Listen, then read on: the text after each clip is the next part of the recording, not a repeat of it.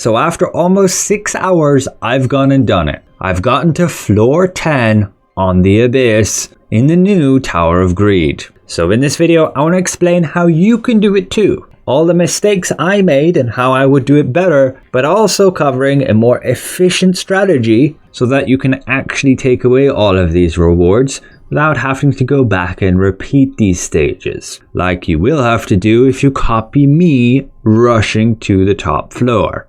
I will also go over a bunch of tips and tricks, some pitfalls I ran into, and ultimately discuss, is this even worth doing? The Lucky Mystic Portal event is back, we have updates to the Amatoy house, and I finally want to go through my usual weekly reminders for anybody still catching up in this game. So yes, the Tower of Greed is some new content you can do. You can go in solo or with a full party. I chose to do it solo just to get through it as quickly as possible. The difficulty level, honestly not that challenging when you're on a build that has a decent amount of self-sustain. But a lot of the time you're just going to be running around carrying orbs and solving little puzzles. None of them are too tricky, so you should be able to figure them out pretty easily. So to first explain, how did I push to get to the maximum tier on Abyss, basically finishing the tower? Well, you will start out in Awakening, and you're going to complete your levels, and every time you do so, you will be presented with a screen like this, the option to select and claim the reward. The issue is if you do so, it's going to increase the amount of greed within your orb. Additionally, every time you complete a stage and want to go on to the next one, it's going to consume an amount of greed. Currently it's 30 here in Dawn. It goes up to 50 in Twilight and the Abyss. So you need to have enough greed capacity to actually be able to do the higher tiers. So you need to start out immediately collecting jars of greed and imprinting on your orb to expand its capacity. So if you want to rush like I did, do not make the mistake right here by claiming any other reward. Do not claim this Relic Analysis Crystal. Only claim jars of greed.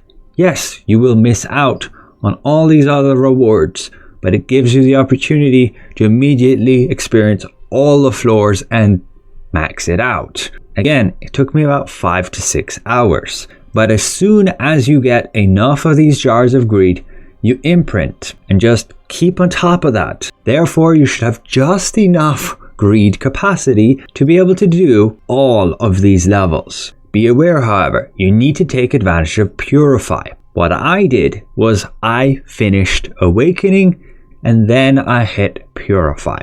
And that gave me enough greed to get all the way to the Abyss right here. Just be aware, when you do click Purify, you'll need to repeat all these levels again. If you have completed higher towers, you will be able to select those when you Purify.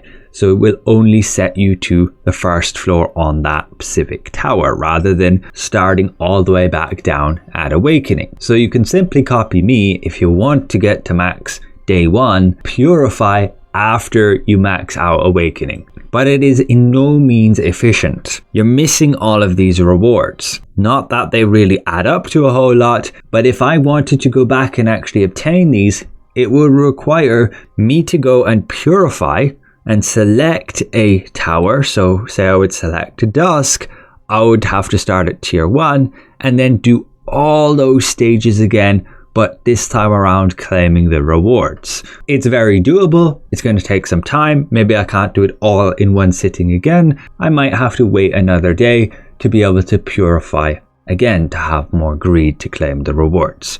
So that's very doable, but in no means is it efficient because you end up repeating a lot of those stages that you've already done. So if you want to be slow and steady and honestly just a lot more efficient, you very simply just do each stage and claim every reward. As soon as you can imprint, you do so, and once the orb is full and you can no longer imprint, you go ahead and Purify.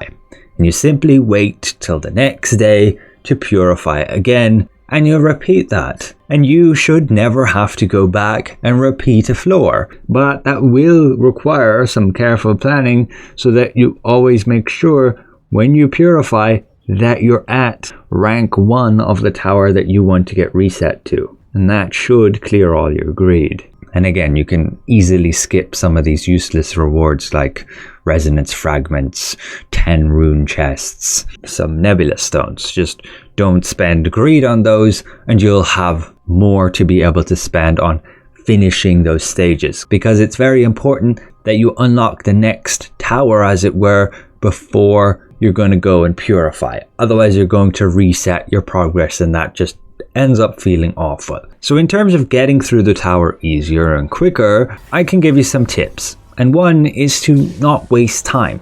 If you interact with these barrier stones and get it wrong, look for the stone which has a symbol above it. You see this one, this symbol right above this barrier stone. We know this is the correct one. I'm also sitting in the water here, waiting until I get out of that alternate dimension, as it were, where the enemies can see me and attack me. So if I get it wrong, I simply jump in the water. And you check which of the stones has the symbol above it. Which have I interacted with it already? It's those two, and so it's the one on the left here that I need to go to. I'm hiding in the water while I have that bar so the enemies can't attack me. And you can do this in many other areas as well, not just this one here. And do be aware when you pick up this frigid flower relic, sometimes you need it just to throw it in the water. That way you freeze over the water so you can properly carry the other orbs. If you get this floor, it's awesome. You simply grapple up here, grab the orb, and then just jump down here. Don't walk into the purple stuff, don't fall in the water. And then you're going to jump down to one of those milestones, interact with it, and then run away from the enemies, and you've done the stage. They no longer attack you if you're not in the circle, and that's it. This is a very free one. You don't have to kill anything. Be careful when fighting like a boss. If they put a seed above your head and you don't block the seed when it hits you, it can one-shot you. Like 30,000 at least on Abyss. If you do die, you're just reset on the current floor, not all the way down on the tower. So that's pretty good, but annoying if you just completed like 2 stages nearly. But yes, there's some stages where killing enemies is unavoidable. And this is where you ideally want a build that has self-sustain, particularly if you're going in here solo. So a wand with vampiric contract, or an orb with your healing star and healing wave. I would also recommend having some multi-target damage. I did this all on Fury, which isn't really ideal. The best classes I would say is going to be Invocator and Crucifix. Otherwise the tower is very straightforward and you should have no trouble getting through it if your build's adequately set up. Now the biggest mistake you could say I made is doing it. There is honestly just not any point. I had somebody ask me, will this contribute to giving them combat power? The answer is absolutely not. It doesn't matter what stats are on your artifacts. As long as they're blue, they give the maximum amount of combat power. On top of that, upgrading these stats, if you already got some pretty decent ones, is going to be such a tiny minor boost that in most cases it's just not worth spending hours and hours having to play through this content just to get these reagents to be able to switch a few stats and potentially upgrade some of them. Again, it is not guaranteed that you will actually get your upgrade. I'm just going to save these materials. It's not important for me to do this right now. Until they announce what they're actually going to be doing with artifacts in the future, I don't see doing the tower as worth anybody's time. It feels so repetitive going through all those floors. They're a bit randomized, but nonetheless, it all just ends up feeling pretty much the same. Especially if you sit through a 6-hour stint like I did. So it's not content I can recommend anybody taking seriously. Just do it if you got some spare time, but do not take away from other important things that you could be doing to progress your character if need be. Just something to do if you literally have nothing better to do. Now yes, you can do Tower of Greed with a party, you can do it with random matchmaking, but there's no benefit to it.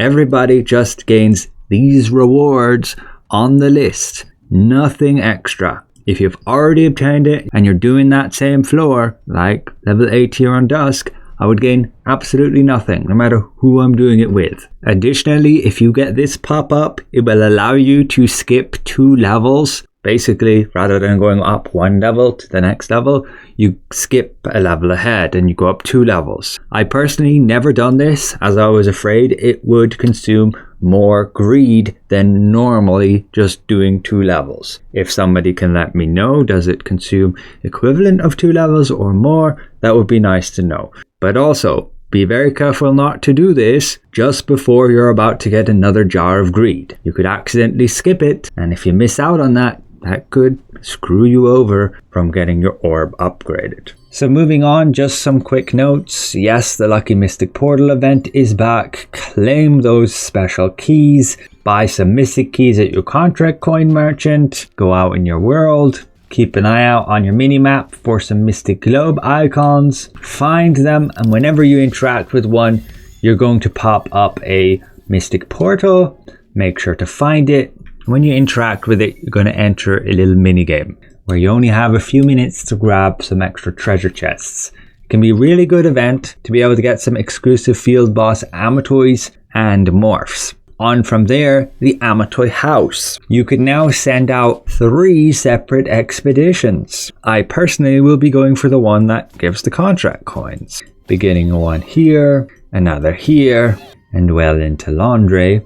I actually haven't got to level 25 yet, so I guess I stick to the Black Anvil Forge and continue to get salt. Now, every time we do these expeditions successfully, we're also going to get boss appearance points, which will eventually allow us to raid this boss with 5 Amatoys, getting these extra pouches. And that's it. That's all you need to do. Just come back and claim these expedition rewards. Just be aware there is an applied cooldown, so a fatigue with these Amatoys. So when they return, you won't be able to send out the exact same Amatoys instantly. There will be a timer before they are willing to go to the exact same terrain again.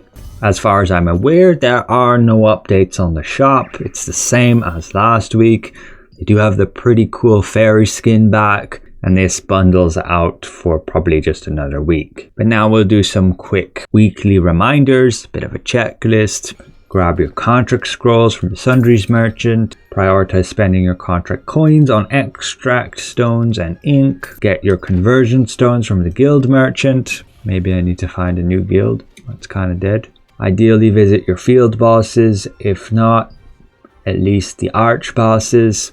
You can spend the participation medals here for some very useful stuff, including unlock stones. You can go to Nebula to get some extra Nebula stones to get pouches and extra unlock stones here. And you can do battlegrounds to get combat coins, purchasing these runes.